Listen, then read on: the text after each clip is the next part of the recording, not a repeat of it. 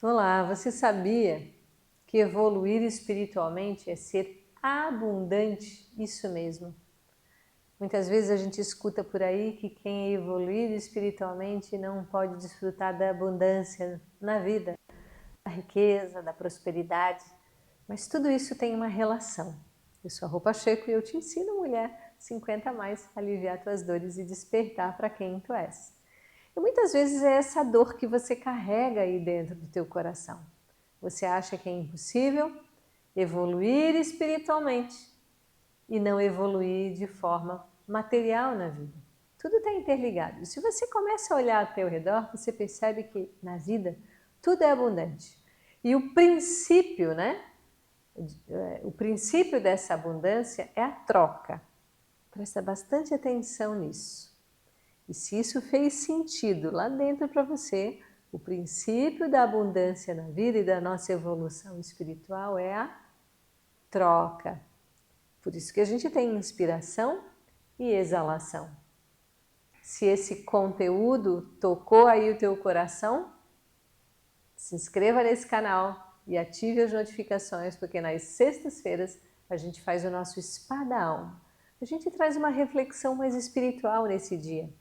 Traz um conteúdo mais sutil, que vai mexer com as nossas fibras íntimas, que vai mexer com a nossa fé, que vai mexer mais com amor, com perdão, com todas essas qualidades mais sublimes do espírito, que é uma dimensão dentro do meu método. E voltando então a esse assunto tão especial, a vida, como eu falei, ela é abundante. A vida é uma riqueza. Tudo na vida é muito, e isso é muito especial, porque a escassez ela está vinculada a não estabelecer troca. Então, o que faz eu evoluir espiritualmente? O que faz eu ter abundância na vida? Dar e receber. Então, se eu dou, algo sai de mim. Então, eu crio um espaço, entre aspas, vazio. Então, a partir do momento que eu dou, a vida já entende que eu tenho um espaço para receber. Então, nós estamos o tempo todo fazendo esse movimento de troca, de dar e receber. E quem tem dificuldade aí de dar e receber, vai ter dificuldades em crescer espiritualmente e vai ter dificuldades em ser uma pessoa próspera ou abundante na vida. Porque uma coisa tem relação direta com a outra coisa. Ser abundante também significa ter uma abundância no sentido espiritual. E algumas pessoas até vão definir abundância, que eu gosto muito dessa definição, que o abundante é aquele que tem menos necessidades. Não é que você não vá ter as coisas, você tem as coisas, você desfruta da vida, mas você sabe que você não é aquilo do que desfruta, mas você pode desfrutar. Então, eu não sou o carro que eu tenho, eu não sou o imóvel que eu tenho, eu não sou o dinheiro, mas tudo isso está à minha disposição para que eu possa viver essa vida abundante, não só acolhendo as minhas necessidades, mas acolhendo as necessidades de toda e qualquer pessoa ao meu redor. Então, o princípio da troca, né, esse princípio da troca e da abundância está relacionado a um outro sentimento, que é o sentimento de felicidade.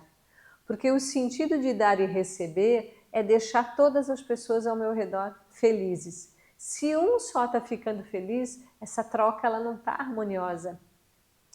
Viu como isso faz muito sentido? O princípio da troca, ela tem que estabelecer o quê? Felicidade, pelo menos para esses dois. Porque se um só está feliz nessa troca, ela não está justa. Se um só está recebendo nessa troca, ela não está justa. Se um só está dando aí, na verdade não há troca, porque essa felicidade é um sentimento que permeia essa relação onde os dois ganham. Nunca vai ter perdas, os dois ganham. Então, esse é o princípio da evolução espiritual e esse é o princípio da nossa evolução também material. Não existe diferença entre uma coisa e outra, porque no fundo, tudo é espiritual na vida. Dinheiro é uma energia espiritual. As coisas materiais, elas são espirituais. O nosso corpo é um veículo espiritual. Nós temos às vezes, uma mentalidade muito fracionária, a gente divide as coisas, mas tudo é espiritual, tudo são veículos para a nossa evolução espiritual e para a nossa evolução também material na vida. E para ilustrar ainda mais essa situação, eu quero contar uma história que vai ficar muito claro como a evolução espiritual, como esse sentimento altruísta, ele também está relacionado a uma boa administração da vida material. Como diz um ditado, né? Pouco com Deus é muito, e muito sem Deus não é nada. Porque se você tira a espiritualidade da vida material, aquilo é só matéria, é como se fosse um elemento oco, não tem alma. E eu até mudei de lugar para contar essa história para você. Vem aqui para fora, ficar ao ar livre, para sentir toda essa presença. Mas a história, então, fala de um rei que tinha uma única filha. Ele precisava arranjar um pretendente, um príncipe, mas que fosse à altura, porque afinal de contas ele deixaria todo o seu legado. Além de entregar a mão da sua filha, que era uma joia preciosa para ele, ele também deixaria todo o seu reinado, os seus bens, as suas conquistas, porque é necessário que se perpetue, então, aquela família. Muito bem, e aí começam algumas provas para escolher certos jovens. E esses jovens, então, príncipes, eles vão fazendo provas de resistência, de coragem, de técnicas de guerra.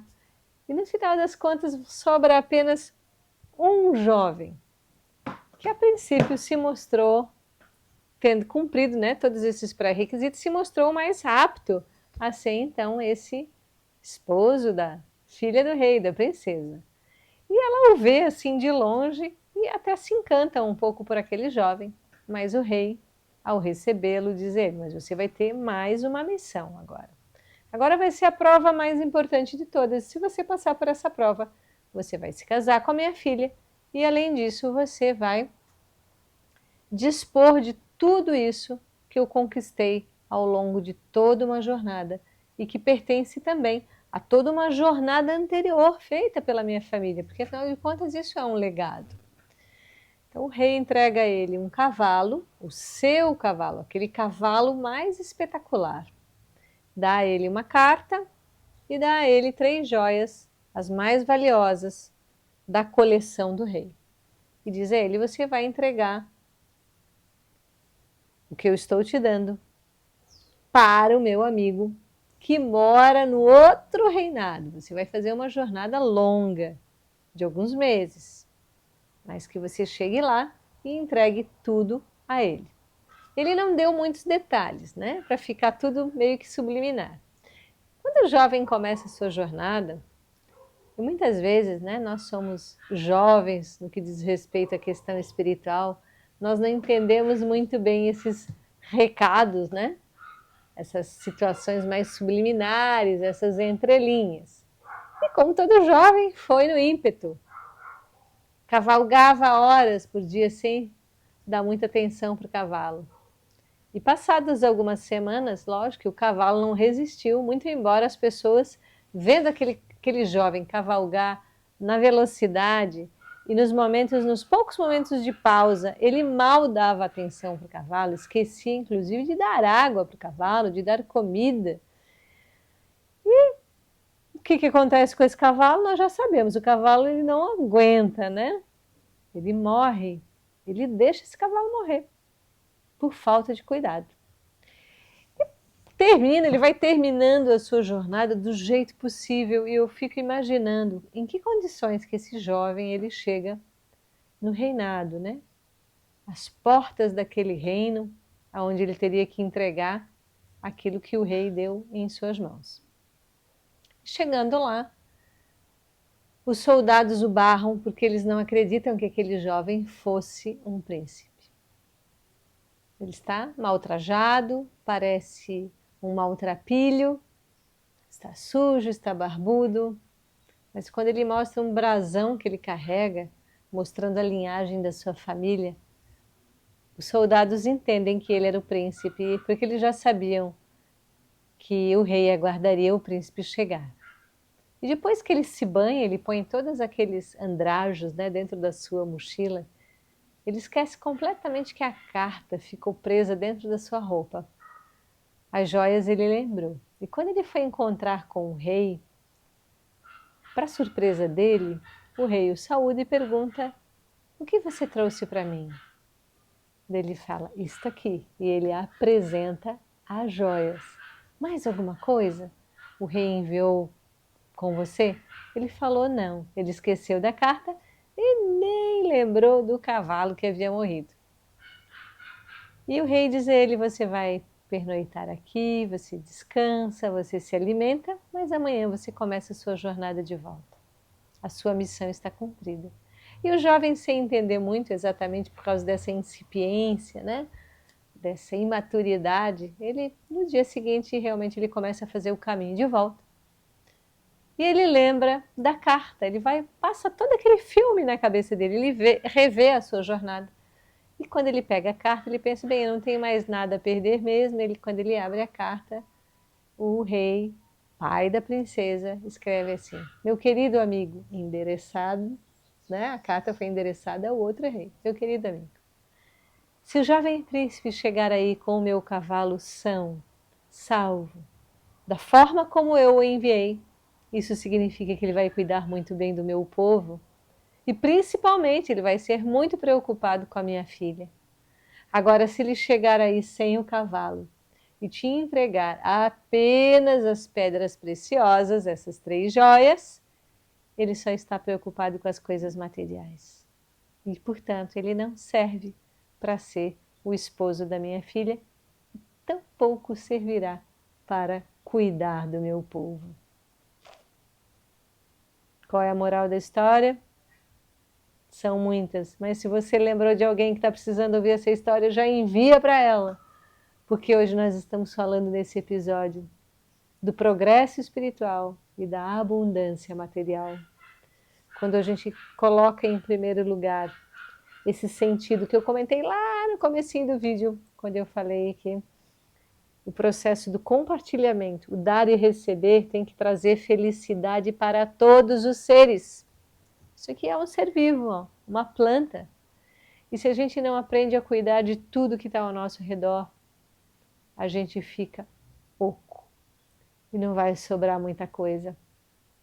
Porque o que nos mantém de pé, o que nos mantém bem, é esse sentido de compartilhamento, é o sentido da troca verdadeira entre as pessoas e, na verdade, entre todos os seres.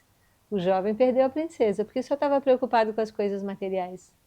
Mas se ele tivesse aquele coração mais agigantado, nesse pensamento de troca, de um dar e receber sem distinção, ele estaria onde hoje? Casado com uma bela mulher, talvez com a sua família, e sendo aquela pessoa extremamente capaz de cuidar de tudo ao seu redor, principalmente as pessoas e principalmente os seres. Divulgue essa história. Namastê.